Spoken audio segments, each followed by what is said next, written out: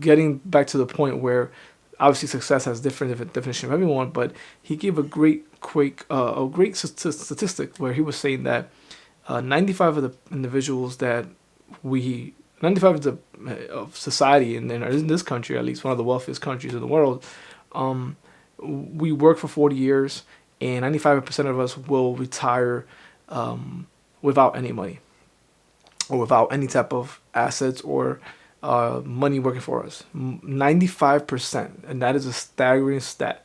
Now, this is granted, this video is it's got to.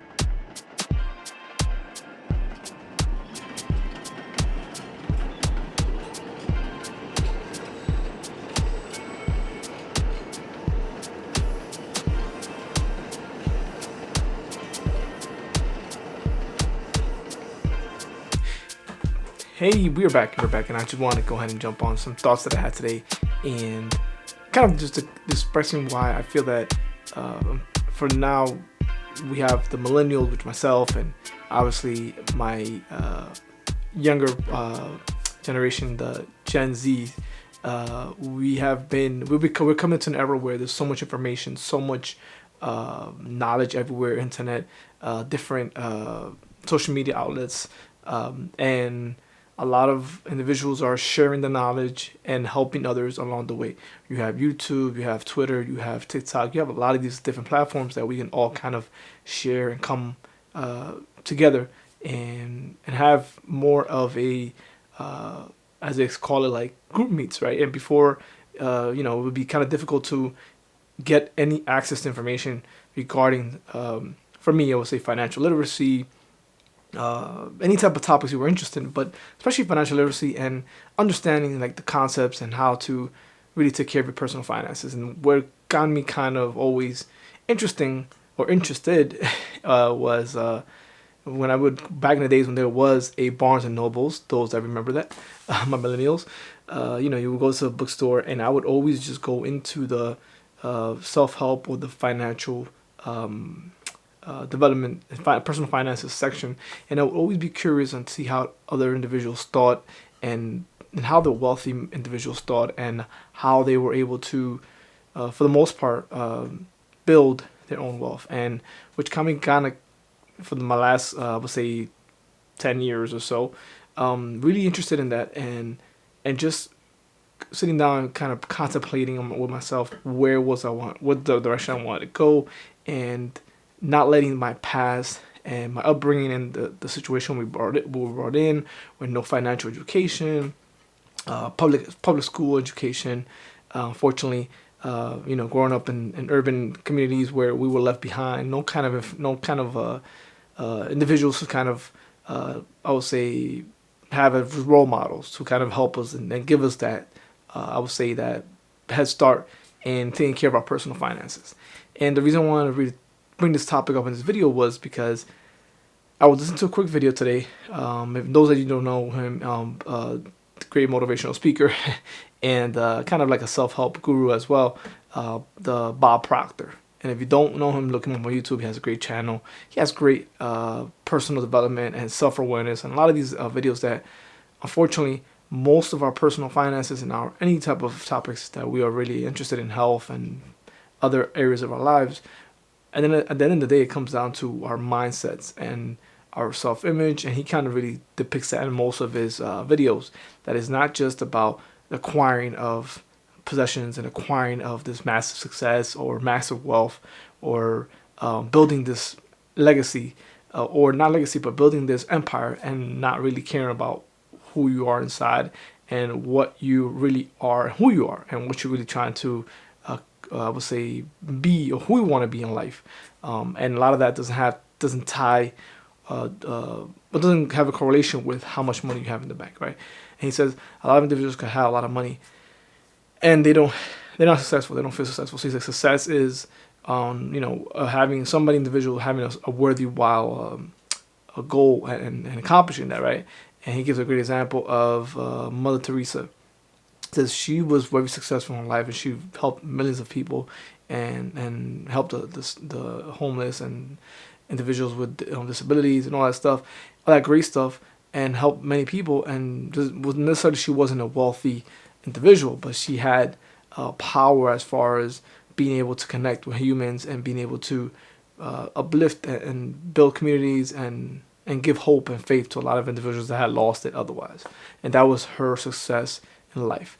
And getting back to the point where obviously success has different definition of everyone, but he gave a great statistic where he was saying that 95 of the individuals that we 95 of society in this country, at least one of the wealthiest countries in the world, um, we work for 40 years, and 95% of us will retire without any money or without any type of assets or money working for us. 95%, and that is a staggering stat. Now, this is granted, this video is it's got to be like in the 90s or 80s, so it's like a little bit of an older video. But to be honest, it's not that much of a difference in nowadays, right? So he goes 5%, only 5% of the population will retire financially independent, assets that are building, working for them, which is in the sense the same thing, financial independency, or being able to retire comfortably, that they won't have to work ever again, and all their and the lifestyle won't change. And that was a great stat, because this is more of a reason for us at a younger age to start thinking for yourself. Yes, we have advice from individuals. We have a lot of companies helping us out. We have our employers giving us 401ks and all these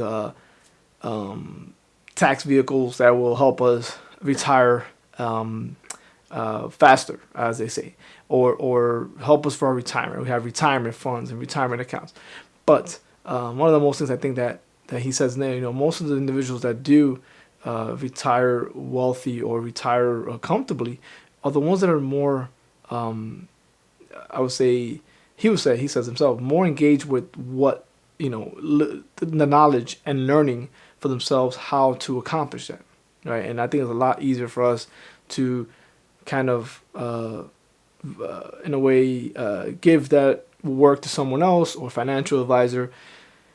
And being a former financial advisor, not all of them have your best interest in mind. A lot of the times they have products to push, and most of the time the commissions are the reason why they're pushing these products. Is not necessarily because of what fits for you. Well, by obviously they do have to give you some type of products that do meet your financial goals, but not all of them are equal. And so you really want to know a little bit, be a little bit more well versed on your fees, on what type of account you're being, allocated in your assets, and how long you're trying to be invested, right? Nowadays we have so many algorithms, so many different ways of doing it that it can get overwhelming sometimes. And I feel that personal finance is something that we have to take as our own work. We have to put in the work. Sometimes you hear hard work, success, and hard work is the only way to go. Well, you got to work hard at your finances. You got to put in the work. You got to sit down with yourself and really realize what it is your goal that you want to do. Like, what is it you were trying to accomplish with your money? If you're trying to invest it for a certain amount of time, understand the different asset classes. And again, there's a lot of books that are out there that break it down very simply. You have a lot of blogs now, a lot of financial blogs that are out there. I read a couple of them that really, you just quick Google search and it'll tell you exactly what are different asset classes, what are stocks, what are bonds, what are index funds, what are ETFs. Like, there's a lot of things that are in there that are giving you this knowledge that wasn't around, I would say, 10 years ago, right? You would have to go to sit down with a financial advisor to find out what was available. But unfortunately, now we have it. Well, fortunately, we have this great amount of information in our hands. And I want us to be the 5%. I want us, if anything I accomplish in this channel, I want us, if you're watching right now, all of us that are taking an active role in our personal finances, to be the 5% that either retires financially comfortable or financially, obviously have financially freedom, in the sense that you can retire at the age that you want to retire, and you don't have to worry about where your next paycheck is coming from, or where is your next income, coming from. That your assets will take care of you, your money is going to start working for you. Which is, I know it sounds kind of cliche, and we're always saying, well, money works for me, that's fine. But we got to start thinking outside the box. Not everything that we hear out there is going to be, I would say, beneficial to you. I know I have a lot of thoughts on 401ks, IRAs. I have all these. I kind of, being a millennial, and although I'm gonna get a little bit of I know, from backlash. I like to be in control of everything, in the sense of, I guess, it's a control situation. But being a millennial and graduating with a massive amount of loans, and not being able to control most of my finances, everything's being taken out by my student loans, has kind of given me that different approach where I want to be in control of a lot of things, or at least aware of what I'm doing with my funds and what's going on. And a lot of the retirement vehicles that we do have, that you can't, for the most part, that you cannot access them at all until you are at a certain age. Not all of them, but the ones that we're traditionally told to do. So always just educate yourself and look for different vehicles. We have the Roth IRA, we have the Roth 401k, same thing, but it's Roth. So we have all these things that we can be alternate to what we normally have been told. And I'm not giving any financial advice here, but just what I'm saying is, keep yourself open-minded, right? And be the 5%. If everybody's doing it and everybody's really approaching these, everybody's doing these, unfortunately, the same things, you want to investigate a little bit more, find out why, and if it's better for you, if it's not. And it's okay to be outside, things outside the box. At the end of the day, if 95% of individuals are doing the same thing for 40 years, and they're retiring broke, or retiring with no money, obviously, whatever we're being told and whatever we're following is not working. We have to look at what the 5% are doing. What are they doing differently? How are they investing? How are they managing their personal finances? How are they living? What is their mindset? What is their lifestyle?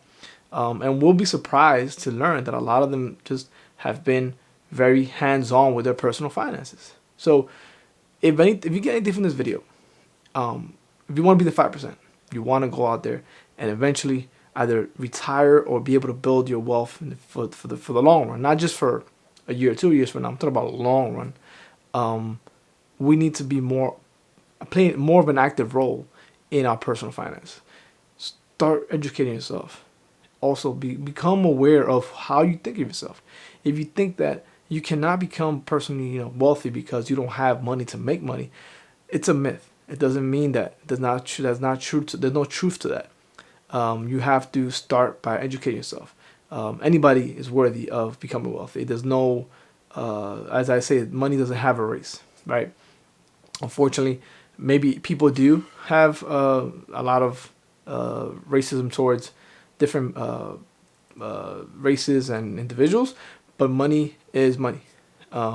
So we can all just sit down and really educate ourselves a lot more, especially yourself. If you're like, don't know the terms and don't feel overwhelmed because there's so much information out there, grab a simple book, keep to yourself, read it, understand and learn the basics. But if one thing you do today that we cannot avoid for our futures is start investing. And it's not about where, how, what time, what price, this and that. The whole thing is start investing as soon as you can. If you're in your 20s, great. If you're in your 30s, okay. If you're in your 40s, okay. 50s, okay. We get it. But there's never like the bad time for it. The best time is today, right now.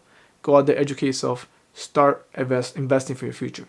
Because as we know it, we are going to be able to transfer our different ways of working, from us working for money to money working for us, and having it build for us in the future for our family, our generations that come after us. And if we don't do it today, we might miss out on that. So hopefully this video, you guys, anybody else watching me here, has a opportunity to watch it and understand that in order to be the 5%, to retire financially dependent, we got to start doing things differently. And that is by investing as soon as possible and stop following the trends of consumerism and having to spend this, having to buy this, and maybe, just maybe, investing a little bit of what you earn, and hopefully down the road, you'll be the 5%. So hopefully see you there. Peace.